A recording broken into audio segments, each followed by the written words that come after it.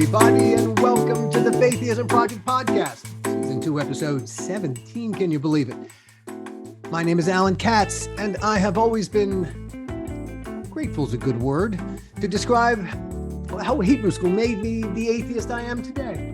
And my name is Randy Lovejoy, and I have stepped away from the institutional church to help people who are struggling with the church to move forward in their own faith journey outside of the church. And I am so excited about our topic today. I've got a quote for us that I just have to kick it off with. This is by a wordsmith, one of my favorite wordsmiths, G.K. Chesterton.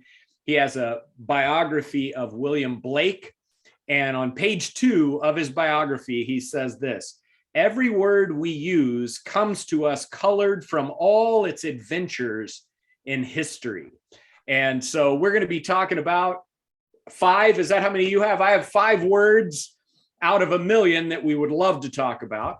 That, I didn't stick to any rules. Okay. All right. I've got, especially when we get to the Yiddish. Oh gosh. So we're going to talk about words, no number here at this point, just words that are really important to us and that we're excited about. And I think you're going to be excited about them too. You know, it's a funny thing when we decided to do an episode just about words that we love. A few words about words. You know, it strangely, as we keep pointing out, on paper, you and I should be a train wreck as a relationship. Absolutely. But as this podcast continues to evidence, we have way more in common than otherwise. And words, it turns out, is one of the things we have most in common, because amen, brother, they are your stock in trade, and they're most definitely my stock in trade.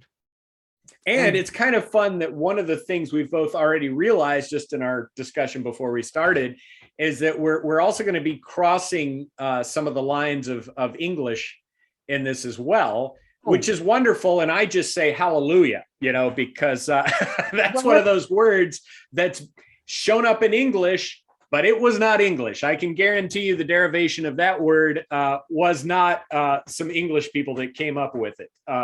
So there's all sorts of language that you can start digging into and finding where it came from and how did it. You know. Let's start there. I mean, you have a love of language. That's why you love Chesterton. That's right. A man who was he can play with words at a high level, you know. So yeah, I know. I feel like I dropped from the womb not only an atheist but a writer, I feel such an incredible connection to the language, to English, since that's the language I learned to communicate with. Yep. But it is. I feel this bizarre connection to the mother tongue that it's almost an unnatural relationship. There you go. And I just have to throw this in. One of the books we recommend to all of you is Bill Bryson's book, The Mother Tongue, the story of the English language. I just had to throw that in there. I mean, that was too good. Absolutely. And the thing about English, and I think I've told the story once before, when I was in college, taking French in college, because I wanted to take my junior year in Paris. Yeah. I can speak French and I can understand French. I cannot write in French to save my life. Yeah. Because I write in English, but I think in English. English is so embedded in just the way that I think. And English is very different from almost every other language in its structure and its nature. I had to take 2 years of college French so I could take my junior year in Paris, and I struggled terribly with every time I had to write in French. And my professor took pity upon me. She recognized my problem, and she recognized that I was so deeply wedded to the English language and just how I thought about sentence structure that I seemed unable to even to be able to think the way that you have to think in French, and it's very different. And she expressed it to me this way: English by its nature is a descriptive language. There are nearly 1 million words in it. French by its nature, like a lot of other languages, most other languages, is analytical in nature. And it's got 1/3 to 1/2 as many words. For instance, in English, we say, we put the adjective before the noun. Right. No one else does that. Most other languages, it's the noun, then the adjective. Like in Spanish, agua caliente Exactly is water, right. rather rather Yes, than, right, but then right. you do it in English, it's hot water. Right. So, Now the difference is that in most other languages, you get one adjective.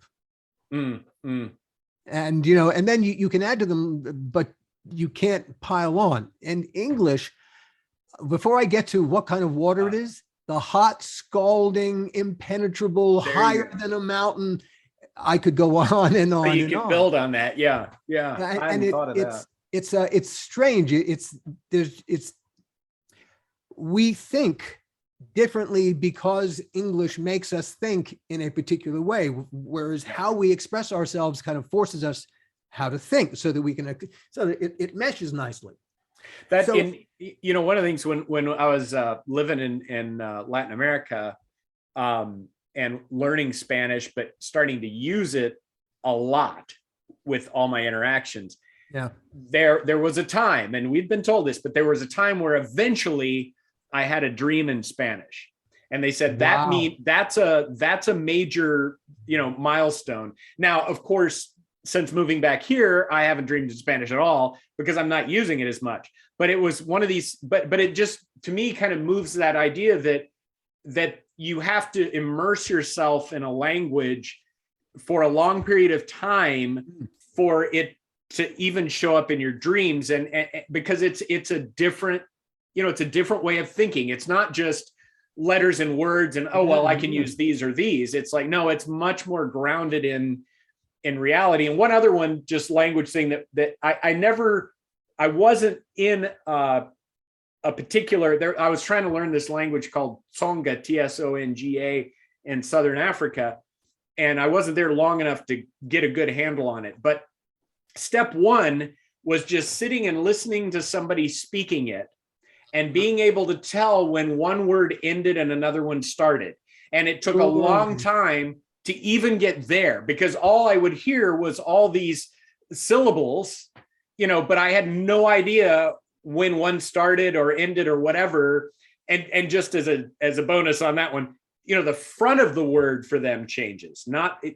So the front of the verb would change on the basis of how it was said, and that messed up the dictionaries. The dictionaries had to have a line and then the root word, whereas, the dictionaries that we've come up with are based on, the start of the word kind of stays the same, so anyway, but it's all of that. Language is just so fascinating and reflects so much about how people think and how people see the world and how they describe the world. And it's amazing.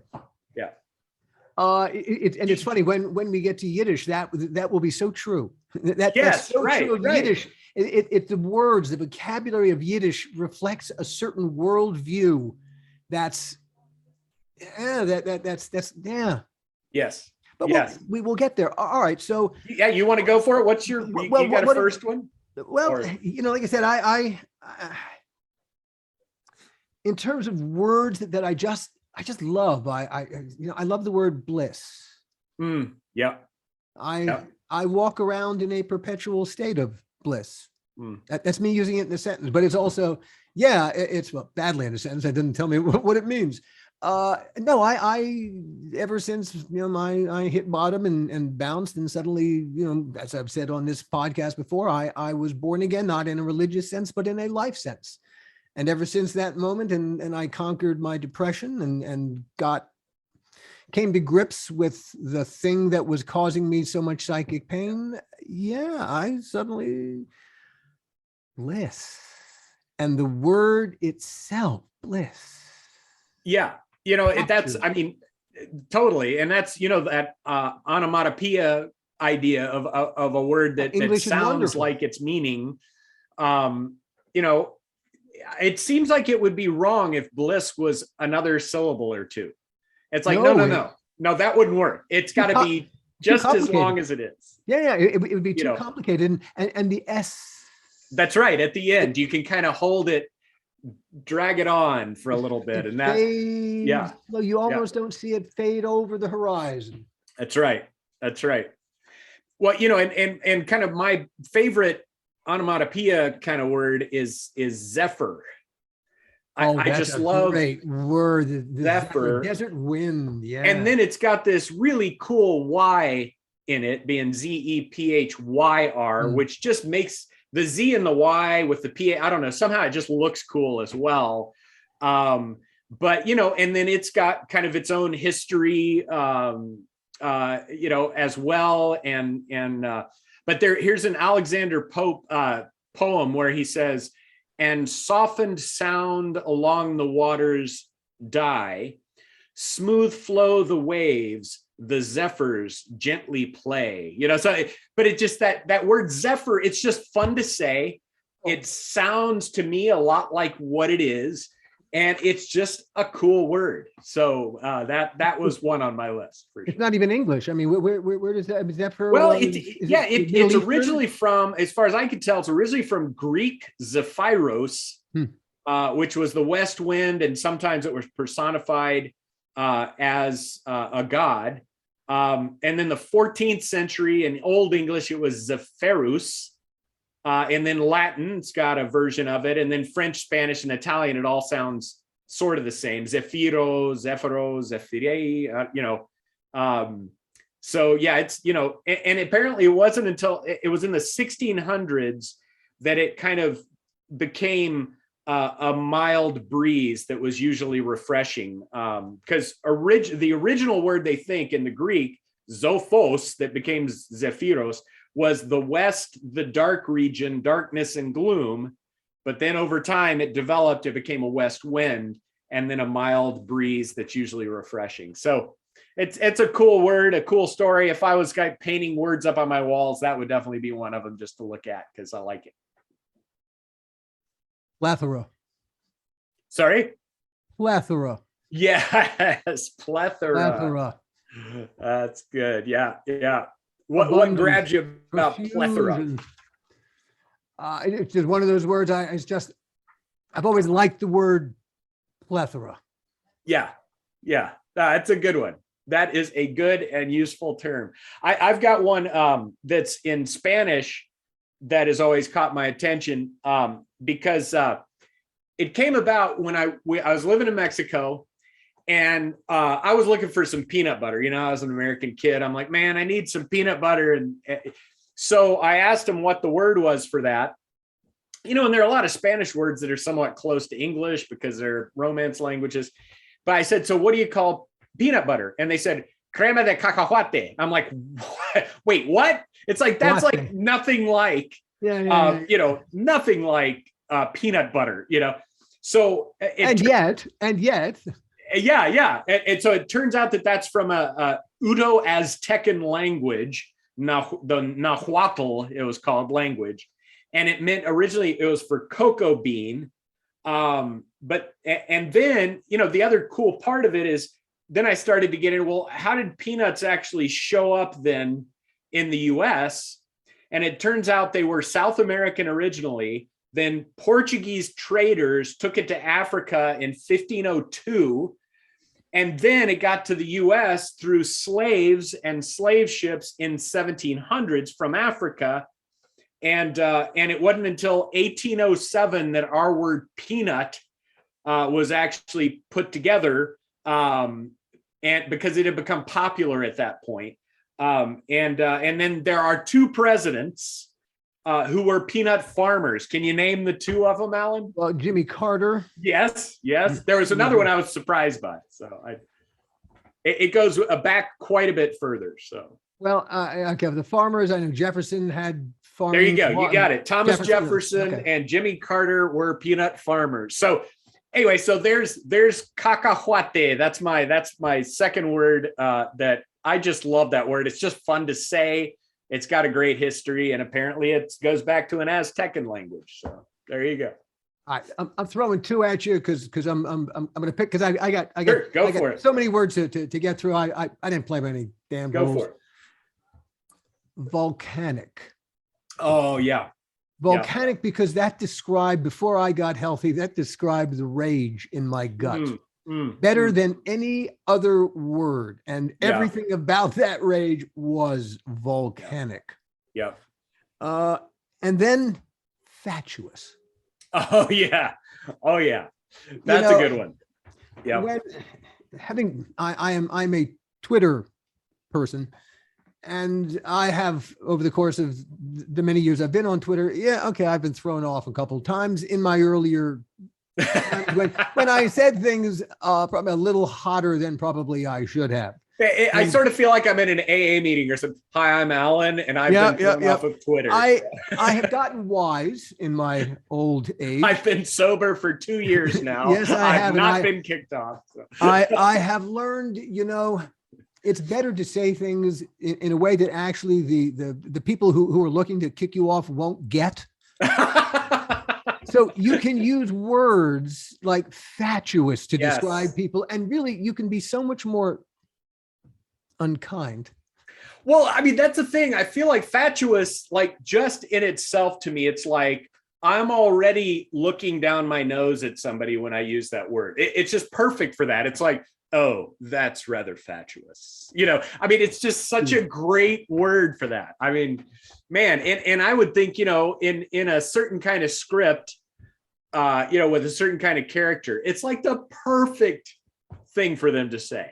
It's just such a great word. I'm with you. I'm with you. Volcanic and fatuous. Very nice. Very nice. I've got just kind of a fun, colorful one. I was trying to think of like, what's a word that's just fun and interesting to me. And I came up with rhythm. That's a great word. I love that you've got all these consonants, and then you've got the Y, that can act as a vowel as well. And then just the way it's spelled and the way it looks, and what other word like that? There's no other word remotely like the word rhythm. It's just this great, wonderful, crazy word, rhythm, and it's a great one. I love it. I totally agree. It is a wonderful, wonderful word, and there's nothing to compare it to. That's right. I'm going to do 2 more words in English, and then I'm going to do my transfer into. I'm going to talk about Yiddish. Sounds good. And these are words that I just, the sound of them, just, I don't know, screech. Oh, yeah. Spatula. Yes, spatula. It's such a crazy word, but it's almost, it feels flimsy or something, kind of like a spatula does. I don't know. It doesn't somehow. That's a very solid spatula you've got there. It seems like jumbo shrimp. No, you can't have a solid spatula. That's right. It's a concrete spatula, damn it. Do you have any other? I got one more that's in Spanish that again kind of caught my eye, but it's got a lot of awesome history in it. So I was, again, learning Spanish, and I'm always thankful when I was learning vocabulary, like, oh, that sounds like this word in English. I got that one down. No problem. But then we came up to the word for pillow in Spanish, which is almohada. And I was like, what the heck is almohada? And where did that come from? And it turns out that word is from Arabic. When Spain was under Muslim rule, they picked up the Arabic word al-mikada, became almohada for them. And, our language, we borrow it from Germanic, goes back into Latin, but from the other, a lot of the other languages, but in the Romance area. But Spanish, that was one of the ones that, because of Muslim rule in Spain and the effect of Arabic culture there, they've picked up a number of words. And almohada is one of them, and it's kind of a fun word. It's almohada,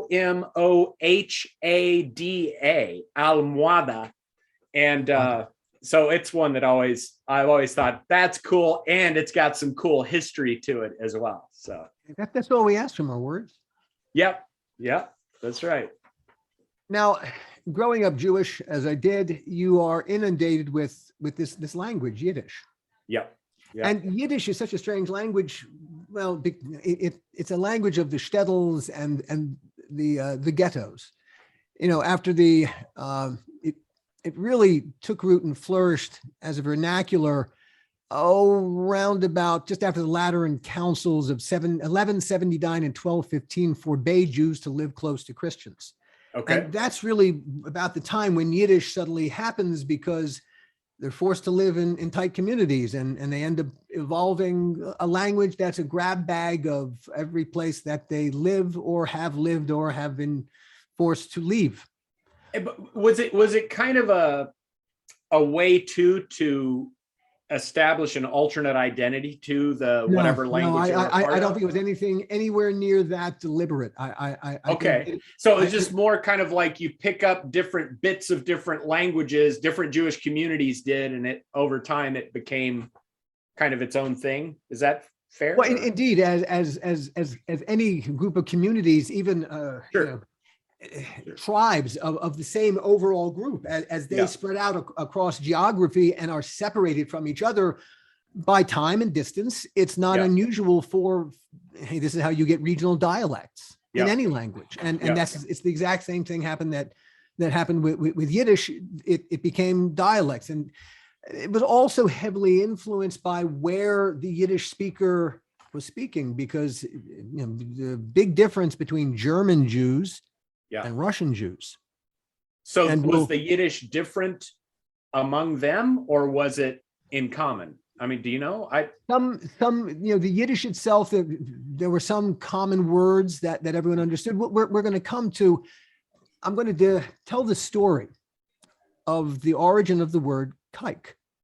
Okay. All right. And there's a terrific book that I'm going to pull a couple things from. It was written back in the 60s by a guy named Leo Rosten called The Joys of Yiddish.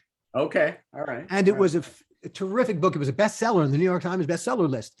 And it was really just a collection of stories and a lot of jokes about, all these Yiddish words, a lot of which have found their way into the English language.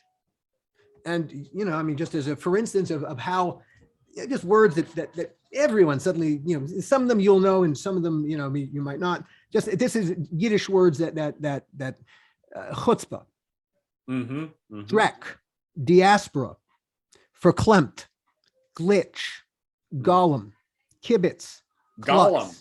Oh yeah, because that's Lord of the Rings. That was popularized. He kind of borrowed. He borrowed. Kvetch, mishigas, mitzvah, nosh, putz, schmear, yes, shmagegi, schmo, schmuck, schnapp, schnook, schnorrer, stick. Yeah, there's a lot of sh going on. Tuchis, yenta, zaftig. Now, it's funny when you look at when you go through the joys of Yiddish, there's a words to describe foolish people, idiots. There are abundant words in Yiddish to describe foolish people, like a schlemiel or a schlemazel. Now, you might not know what those are, but Laverne and Shirley or something. Didn't they say something about schlemiel, schlemazel? Yeah. That's where I've heard those. But there's a schmo is another idiot. A schmagegi, which is somewhere between a schlemiel and a schlemazel. You got a schnook. Oh, you're such a schnook. You got and then of course you've got the word schmuck. Yeah. Now schmuck's an interesting word because it actually means jewel. Jewel. Oh, wow. Is what it actually means. And it actually is a reference to the family jewel. Ah, got it. What it originally meant was, you've got quite a schmuck. Well, thank you very much. Yours isn't that either. Thanks. But it lost that meaning, and it came to mean someone who is just rotten, but hey, but a schmuck is somehow redeemable. Okay. Whereas a putz is a little bit more offensive. You call someone a schmuck, they might look at, hey, but they're not going to hate you. If you call someone a putz, that's much more derogatory, and that's a nothing. All right, one of the words that Leo Rosten tells the story about in Joy of Yiddish is of where we get the word kike. Yeah. And Yeah. it's really quite an interesting story. All right. I don't even think I thought it was Yiddish. That's interesting, that one. So Yeah. It comes from a Yiddish word. Okay. The German Jews, by and large, were cosmopolitan. They were educated. They wrote and spoke in a language that was had Roman letters, and by and large they were literate and educated. The Russian Jews, by comparison, were not cosmopolitan. A lot of them came from shtetls, from the countryside. They were bumpkins. And an awful lot of them, they did not know how to read or write. And if they could read or write, they did it in Russian. Right, the Cyrillic or whatever. Yeah. So right. yeah, and that was if at all. Yeah. Maybe they could do a little Hebrew. They weren't illiterate, but they were unable to communicate in any way, shape, or form in the English language. Forget about it. And when they came through places like Ellis Island, especially during the 1880s, the 1890s, during the great migrations from Europe, the German Jews arriving at the same time that the Russian Jews would look askance at the more impoverished, the less cosmopolitan Russian Jews. And as everyone went to sign their forms, the German Jews were able to sign their names. The Russian Jews who could not write in the language were told to write little circles in Yiddish, kaikala. Okay. A kaikal is a circle, and a kaikala is a little circle. And so the American customs officials noted that some of the Jews called other Jews kaikala, because that's how they signed their forms. Okay. And that is where the word kike comes from. Oh, wow. It slipped out of Ellis Island and into the general population. And the next thing you know, it was not necessarily derogatory to the whole group. It was really the German Jews calling the Russian Jews illiterates. That's so interesting. Wow. That's where it comes from. I love that. And I mean, I think that's, to me, that's one of the reasons language is fun to play around with and see what kind of, meanings you come up with and sounds, but also, just as we've covered a bit here, just the history of it. And I was trying to think back to where I think my interest in language started to kick in. And at least part of it was related to family, heritage, but particularly to a grandmother, my mom's mom, who loved all sorts of sayings like, some of them that we aren't using these days because of changes in, like queer is a $2 bill or both the queer and the $2 bill don't work anymore because there actually are $2 bills now, or dumb as a doornail, but she just used these kinds of phrases all the time. And one of my favorite stories is when she was in her 80s, and the grandma whisper. Have you ever run across that, where the whisper is louder than if they just said it? God, yeah, surely. Yeah. Surely. So my sister and I are with my mom and my grandmother walking through a mall into, say, a JCPenney's or something.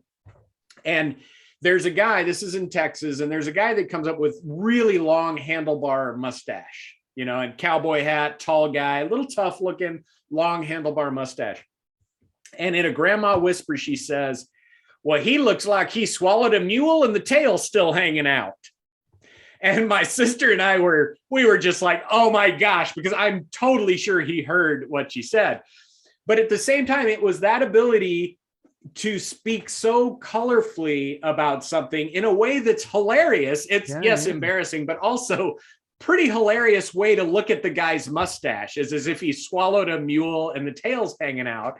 How exquisitely metaphorical. Isn't it? I mean, and that's where, to me, it was like, okay, this language stuff, you can use it in a very pedantic kind of everyday way, or you can really make your synapses fire, just all depending on how you say it. You can make a massive difference in terms of what's going on in people's heads when they hear it. And it's crazy. It's really crazy. When you hear the way that other people, without even thinking how much they love language, and yes, something like that, where it's just Well, that's gorgeous. The way that Yeah. I mean, she could have said, well, I don't like the look of his mustache, and yeah, it would have conveyed the information, but her way of doing it was way better. I mean, off the charts better, and just way more fun and interesting. And I think that's one of the things I'm looking forward to, as I'm working on this second book and developing content and all that, is just continuing to sharpen my skills and try to get better and better at using English in a way that really, really communicates, not just regular kind of, but really does. One book I want to mention too, to folks that are interested, I thought this was a good one. It's called The Secret Life of Words, How English Became English by Henry Hitchings. And the fun thing about it, it's got 16 chapters, but each chapter is just on a word and how the word develops. So the first chapter is ensemble. The third chapter is saffron. The 11th chapter is teapot. wow. 14th is voodoo.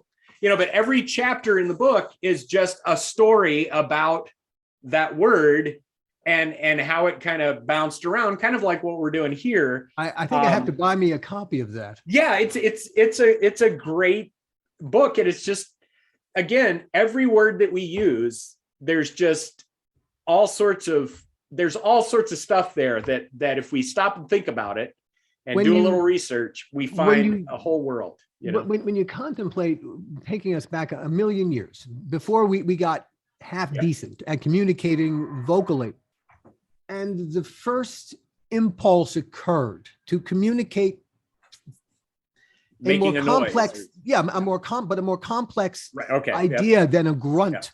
Right. Could accommodate. It's not just move. It's not just Right. It was move this way. Yes. So obviously it is a one partner telling the other partner how to move. It's not one telling oneself. Right. It's one's better half telling one how to be better. And then even, and that's one of the fun things about some of the different languages. And like you said earlier, English just picked up a lot of this. But, there are different things that different languages have lots of descriptors for. It just depends on how much it's being used in that culture or all of that. And it's just fun, that too, just to say, okay, who's got the most words for X? And then it's like, oh, and then you kind of research, why did they have to develop so many words? But that's one of the brilliant things about being human, I think, is just the ability to use language and the ability to develop the language. I got to tell you one other story, because one of the things that's perplexed a lot of linguists is certain islands, like parts of New Guinea, I know, and even some other villages and tribal languages in Africa, but it's that they lived near each other but developed really different languages. And it's kind of like, how did that happen over a period of time that they were so different? But one of the ones I ran across while I was in Mozambique, in southern Mozambique, with the Tsonga language, the word shikwembu was a word for white man, shikwembu.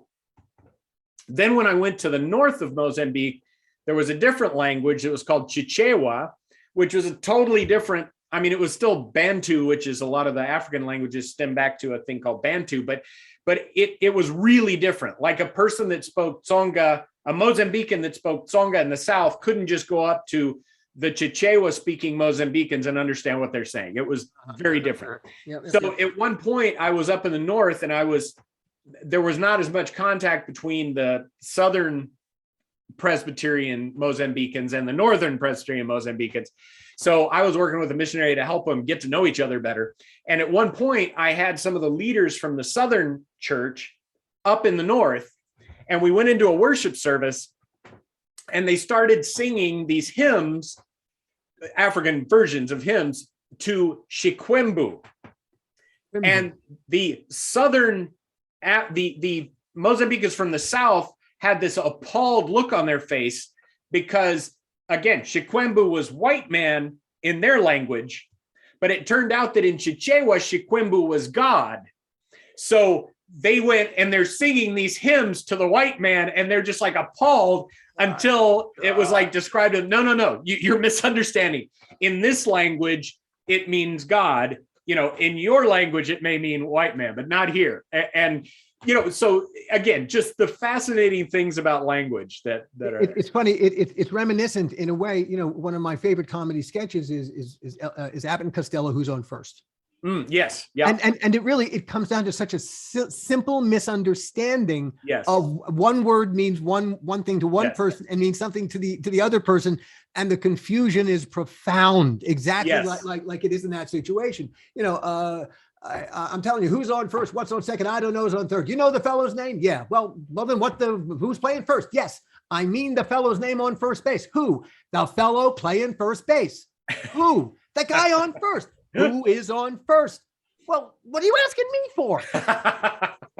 It's genius. It is genius because one word suddenly becomes so, oh gosh, pregnant. I'll end on this thing. I think Shakespeare, do you know that he literally invented 1,700 words? 1,700 words did not exist until Shakespeare wrote them.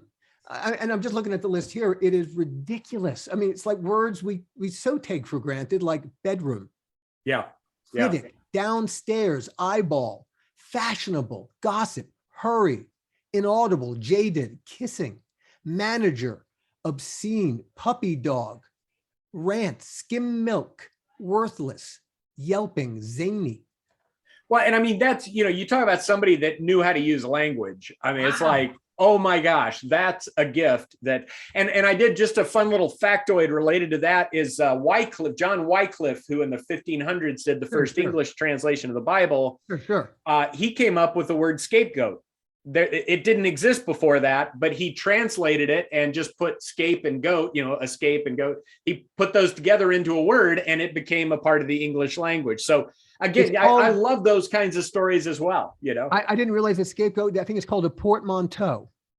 A word that is put together from a couple different words is called a portmanteau. Okay. Yes. Yeah. I mean, I didn't know that scapegoat was a portmanteau. Yeah. So and on that bombshell. That's right. Because I gotta go. No worries. This was so much fun, and thanks everybody for being with us. And we may have to do this again sometime because we've only done a few words, and there are a lot in the English language. We scratched the surface. Exactly. But have a great time tonight, and everybody, thanks for joining us. And we'll definitely see you again in the next wonderful edition of the Faitheism Project. So we'll see you then. See you all then.